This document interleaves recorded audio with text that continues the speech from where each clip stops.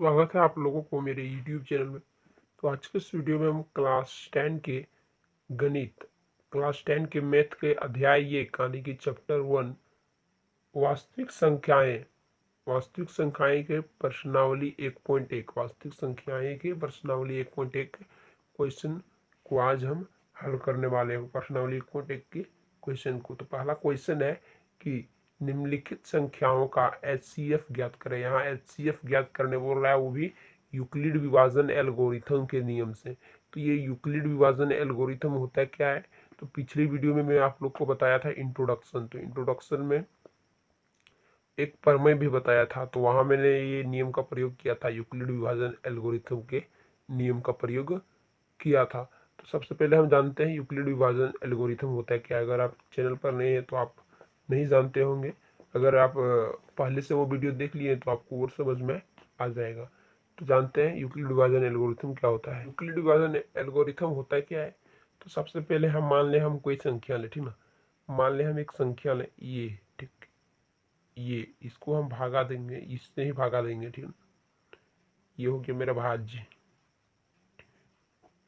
B, B से ए को भागा देंगे, ठीक। तो ये हो गया मेरा क्या, भाजक, ठीक। और क्यू हो जाएगा मेरा शेषफल, मान लेते हैं क्यू शेषफल, सॉरी ये भागफल है, ठीक। क्यू मेरा भागफल है। और मैं एक और संख्या ले लेता हूं यहाँ आर, आर मान लिया जाए ये शेषफल,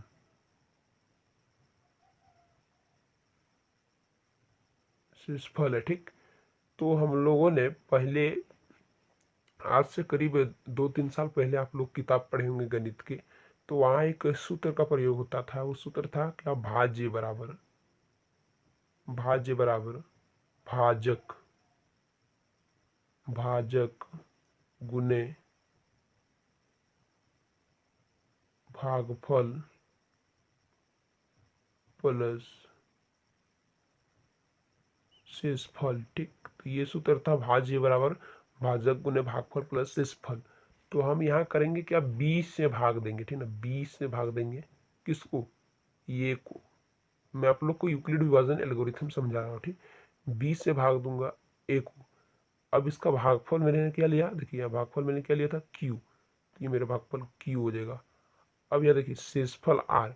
अब यहाँ क्या लिखेंगे, तो मान लिया जाए अगर हम 5 से 15 को भागा देंगे, ठीक ना। 5 से 15 को भागा देंगे और आपको बोल देंगे कि भागफल आया 3, तो आप क्या करेंगे, यहाँ कितना लिखेंगे जो कि यहाँ 3 आ जाए, यानी कि 5 का पढ़ा 3 बार पढ़ेंगे, तभी ना 5 3 15 आया। यानी कि ये वाला संख्या और ये वाला भाज्य संख्या और भागफल संख्या गुना करेंगे, 5 गुना 3 करेंगे तभी ना 15 आएगा, ठीक। सेम उसी प्रकार यहाँ बी गुना क्यू करेंगे, क्या करेंगे, बी गुने क्यू, तो ये क्या होगा, बी क्यू, ठीक है। तो ये हो गया बी क्यू। अब यहाँ माइनस का चिन्ह देंगे। अब शेषफल क्या बचेगा, तो शेषफल यहाँ हम आर लिए थे, ठीक है। तो यहाँ शेषफल ये बच गया आर, ठीक। ये हो गया पूरा भाग। अब हम क्या करेंगे, ये वाला सूत्र का प्रयोग करेंगे, भाज्य बराबर भाजक गुने भागफल प्लस शेषफल। तो यह भाज्य कौन है, भाज्य जो है वो ए है, ठीक। ये हमेशा याद रखिएगा। बीच वाला जो यहाँ बीच में जो है वो हो गया भाज्य, ये हो गया ए। ये बराबर क्या होगा, भाजक, भाजक कौन है, बी, तो बी। गुने का चिन्ह है तो यहाँ गुना का चिन्ह देंगे, ठीक। भागफल, भागफल कौन है, क्यू है, तो क्यू लिखे। शेषफल, तो शेषफल कौन है, आर है, तो प्लस आर लिखे। इस प्रकार ये बराबर क्या हो जाएगा, बी क्यू प्लस आर। ए बराबर, जब हम ये दोनों को गुना करेंगे तो ए बराबर क्या होगा, B, B Q plus R. और ये निकल जाएगा आप लोग का यूक्लिड विभाजन एल्गोरिथम, यानी कि इसी को कहते हैं यूक्लिड विभाजन एल्गोरिथम। जहाँ क्या है, जहाँ जीरो, ठीक है, जीरो बड़ा है या बराबर है किससे, आर से, और आर छोटा है किससे, बी से, ठीक है। ये समझ में आप लोग को आ गया होगा। क्योंकि मान लिया जाए हम यहाँ कोई संख्या है, मान लिया जाए हम ले लेते एक संख्या, ठीक, ले लेते हैं 8 और 17, इससे भाग देते हैं। तो 8 का पहाड़ा 2 बार पढ़ेंगे तो कितना हुआ, 16। तो 16 माइनस का चिन्ह घटाएंगे तो कितना बचा, 1। तो यहाँ यार कौन है, आर मेरा है एक, ठीक, मानी भाग शेषफल जो है वो आर है, ठीक, ये है मेरा आर बराबर एक, ठीक। और बी, बी कौन है, यहाँ बी जो है वो है भाजक, यानी कि ये 8। तो ये 8 जो है वो हमेशा बड़ा होता किससे, आर से। देखिए यहाँ एक आया, एक जो है वो बड़ा है, 8, 8 जो है एक से बड़ा है ना। तो वही यहाँ लिखें कि आर छोटा होता है 20 से, यानी कि एक आर जो होता है छोटा होता है 20 से। तो 20 से यहाँ देखिए एक छोटा है ना, बी यहाँ 8 है, ठीक ना, बी बराबर 8 है। तो 8 ही एक, 8 जो है वो छोटा है, सॉरी 8 जो है ये एक से छोटा है, बड़ा है, कहने का मतलब बड़ा है, ठीक ना, बोलने में डिस्टर्ब हो जाती है। 8 जो क्या है वो एक से बड़ा है, ठीक ना, एक से बड़ा है, वही चीज हम यहाँ लिखे, ठीक, याद कि यहाँ लिखे हुए, ठीक। तो ये हो गया यूक्लिड विभाजन एल्गोरिथम। तो चलते हैं अब डायरेक्ट प्रश्नावली की ओर। तो पहला जो क्वेश्चन है वो 135 और 225 का HCF। तो हम यहाँ क्या करेंगे, सीधा सा एक शॉर्टकट फॉर्मूला प्रयोग करेंगे। कितना है, 135 है और 225, ठीक, 135 और 225, ये दोनों क्वेश्चन है। क्या करेंगे, यहाँ देखिए बड़ा कौन है, 225 बड़ा है, ठीक है, किससे, 135 से, 135 से 225 बड़ा है। अब हम क्या करेंगे, छोटे वाला से बड़े वाला को भाग देंगे, यानी कि 135 को भाग देंगे किससे, 225 को। अगर हम 2 बार देंगे तो हो जाएगा 270, इसीलिए डायरेक्ट एक बार देते हैं, ठीक है। तो 135 घटाएंगे तो शून्य, 12 में 3 9, 90 बचा, ठीक, 90 बचा। अब यहाँ क्या करेंगे, अब हम यहाँ लिखेंगे 225 बराबर 135 गुने 1, यानी कि 135 गुने 1 किए प्लस शेष पर क्या बचा 90। इस प्रकार लिखते जाएंगे, आंसर अपने आप आएगा, ठीक। एक स्थिति ऐसा आएगा कि मान जो होगा यहाँ 90 की जगह शून्य आ जाएगा। चलते लिखते हैं। सबसे पहले यहाँ हम हल लिखेंगे, 225 बराबर 225 बराबर हम 135 गुने 1 प्लस 90 की, यानी कि 135 गुने 1, 135 प्लस 90 जोड़ेंगे कितना होगा 225, इसलिए उसके बराबर लिखे। ये कौन से सूत्र से हम बना रहे हैं, यूक्लिड विभाजन एल्गोरिथम। तो यूक्लिड विभाजन एल्गोरिथम क्या था, ए बराबर बी क्यू प्लस आर। तो यहाँ ये कौन है, 225 ए है, बी कौन है, बी है यहाँ 135, और क्यू कौन है 1, प्लस आर कौन है यहाँ 90, ठीक ना। ये समझ में आना चाहिए आप लोग को। ये ए बराबर बी क्यू प्लस आर से बना रहे हैं यूक्लिड विभाजन एल्गोरिथम के सूत्र से। उसके बाद 135 को यहाँ ले आएंगे, ठीक है, ये हो गया 135। अब 90 यहाँ आ जाएगा, तो 90 को कितना बार गुना करें कि 135 आए। तो अगर हम 2 बार करते हैं तो 180 आ जाता अधिक, तो एक ही बार लेते हैं, ठीक। 90 गुना 1 90 हो गया, बचा कितना इधर 10 और उधर 35। 135 में 90 घटेंगे तो 45 बचेगा, फिर यहाँ प्लस 45 लिखेंगे। अब 90 को डायरेक्ट यहाँ ले आते हैं, ठीक, ये हो गया 90 यहाँ ले आए। अब 45 को यहाँ ले आएंगे, तो 45 से कितना बार गुना करें कि 90 आए, तो 2 बार गुना करेंगे तो 90 आ जाएगा, कुछ नहीं बचेगा, इसलिए प्लस 0 लिखेंगे, यानी कि 45 गुने 2 प्लस 0, 45 गुने 90 प्लस 0 यानी बराबर 90। तो यहाँ देखिए ये जो संख्या आया, ये यहाँ शुरू में 45, यही हो गया HCF। HCF बराबर क्या हो जाएगा 45 आंसर, ठीक है। 45 जो होगा इसका बिल्कुल सही आंसर होगा। अब चलते हैं अगला प्रश्न की ओर। उसमें 196 और 38,220 का HCF ज्ञात करना। तो सबसे पहले हम यहाँ लिखेंगे, चूंकि 38,220 जो है वो बड़ा है किससे, 196 से। ये आप लोग भी देख रहे हैं, 38,220 बड़ा है किससे, 196 से। जब ये इससे बड़ा है तो भागा किससे देंगे, 196 से। किसको, बड़ा वाले को, 38,220 को भागा देंगे। तो सबसे पहले कौन से सूत्र का हम प्रयोग करेंगे, तो यूक्लिड विभाजन एल्गोरिथम। तो यूक्लिड विभाजन एल्गोरिथम मैंने आप लोग को पिछले क्वेश्चन में बताया था, यूक्लिड विभाजन एल्गोरिथम, ठीक है।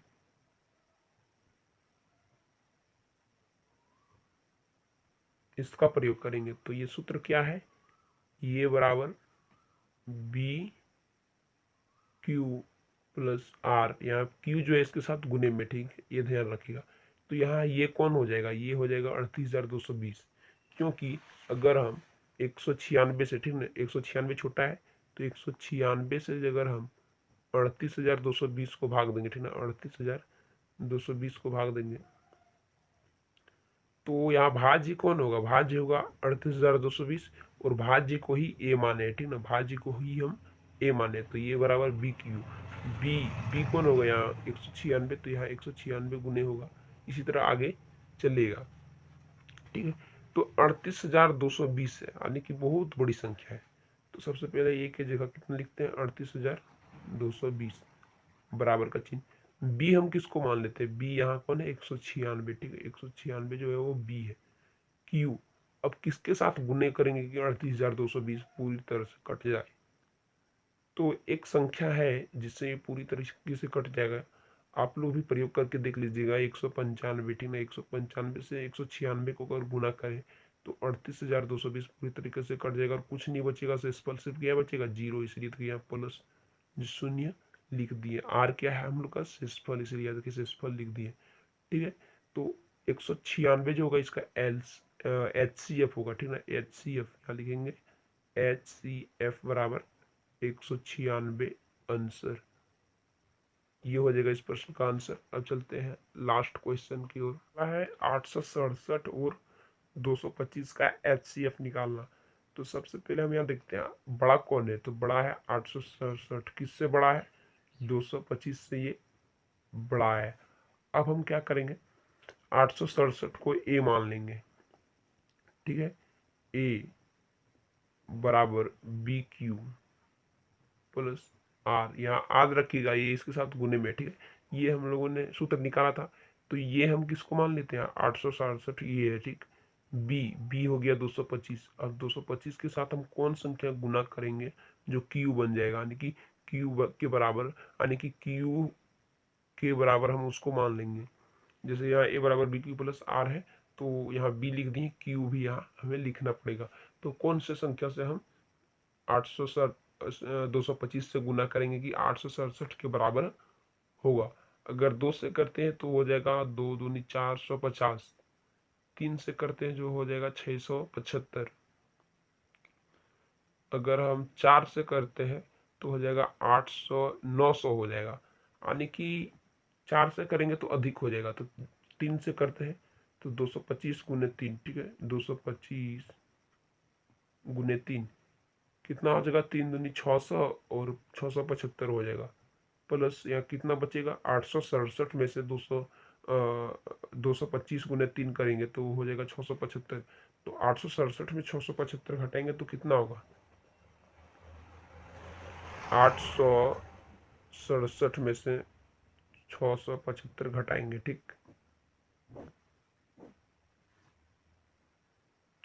7 में 5 गए जाएगा तो कितना बचेगा, हटेगा तो 2, यहाँ बचा 6, 6 में से 7 नहीं जाएगा, इसलिए इससे एक पैच लेंगे, आने की इसको मांगेंगे 1, तो ये हो जाएगा 16, 16 में 7 जाएगा तो 9, फिर यहाँ बचा कितना, यहाँ 7 बचा, क्योंकि एक हमने यहाँ ले लिया था, तो बचा 7 में 6 जाएगा तो 1, यानी कि 192 जो है बिल्कुल सही आंसर है, 192 यहाँ का।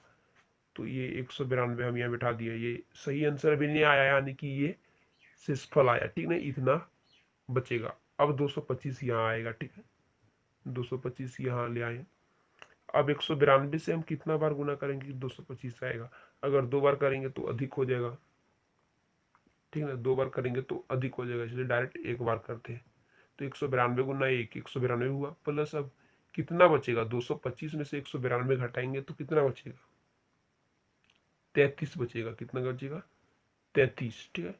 तो 225 समझिए, यहाँ 225 का प्रसारित रूप लिख रहे हैं, 192 गुने 1, 192 प्लस 33 जोड़ेंगे तो 225 ही होगा, इधर भी 225 लिखा हुआ है। अब 192 यहाँ आएगा, ठीक है ना, ये धीरे धीरे यहाँ आएगा, ठीक है। अब ये 33 के साथ गुने हुआ, 33 गुने, अगर हम 5 से गुना करेंगे तो 165, यानी 5 से चलेगा, ठीक है, 6 से नहीं चलेगा, 33 गुने 5 165 प्लस कितना घटेगा 192 में, 165 घटेगा 192 में कितना बचेगा, घटाते हैं 192 में से 165, 7, 12 में 5 7, यहाँ बचा 8 में 6 तो 2, यानी कि 27, 27 यहाँ बचा। अब क्या करेंगे, 33 को यहाँ ले आएंगे।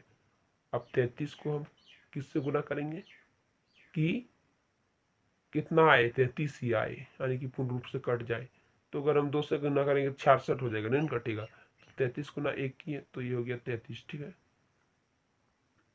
सॉरी, यहाँ 27 आएगा, ये स्थान परिवर्तन हुआ। 27 गुने 1 कितना बचा, 6 बच गया। अब 27 यहाँ आएगा तो क्या होगा, 6 गुने 6 से कितना बार गुना करेंगे कि 27 के बराबर होगा। 5 बार देते हैं तो 30 हो जाएगा, 4 बार लेते हैं 6 जगह 24, बचा कितना, 24 में से 27 हटेंगे तो 3। अब क्या होगा, अब ये जो होगा वो 6 यहाँ आएगा और 3 यहाँ आएगा, ये 3 यहाँ आ गया, ठीक। 3 गुने 2 6 हो गया, कुछ नहीं बचा तो 0, और इसीलिए इसका HCF कितना आया, 3। 3 जो है बिल्कुल सही आंसर है। यहाँ मैं लिख देता हूँ 3, 3 जो है बिल्कुल सही आंसर है, यानी कि HCF कितना आया, 3। ये रहा प्रश्नावली के क्वेश्चन नंबर 1 की पूरा सॉल्यूशन। अब मिलते हैं अगली वीडियो में। चैनल पर नहीं तो चैनल को सब्सक्राइब जरूर कर दें।